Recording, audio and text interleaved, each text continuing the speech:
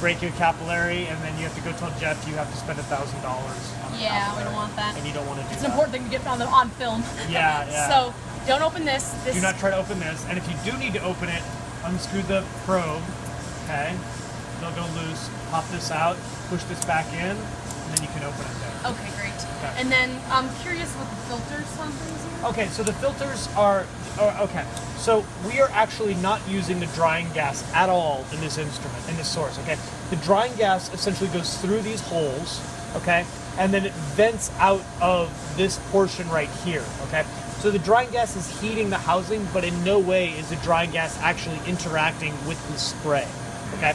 What interacts with the spray is what's actually drawn through this filter part right here, okay? So the concern is that you're going to introduce dust into the environment that you don't want to introduce. Now, you guys have an amazingly clean lab in here. I'm sure it doesn't even really get that dusty at all, right?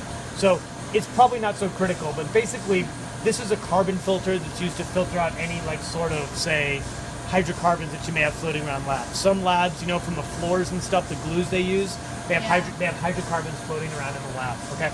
And this is just like this is a syringe filter, literally a syringe filter. So it just filters dust, okay? Got it. So when you put this on, if it's put on correctly and it's drawn, when you put your finger on here, you should feel a slight vacuum pull. That one's a little easier to feel, right? Yeah. That's actually the instrument drawing in your drawing in the atmosphere, okay? Supposedly you need oxygen for the electrospray process, and that's why you can't introduce pure nitrogen. So we're drawing oxygen in from the atmosphere in order to get it, okay? And that's it. So now what you would do in this case is now you would plug in your either your HPLC column, or if you're going to infusion, you'd plug that in right here, and then you're ready to go. Now, one thing I will tell you right now before we do this is always loose, okay? This will never get tight, okay? So don't worry about it, you know, basically if you do want to put something on it, you lock it here, then you tighten it down, okay?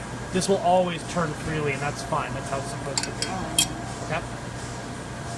And we'll discuss how you check the tip and how you clean the tip as well if it's plugged. If it's plugged, there's probably nothing you can do about it, but anyways. Okay? So far, so good. All right, so let's put in a sample now. So a couple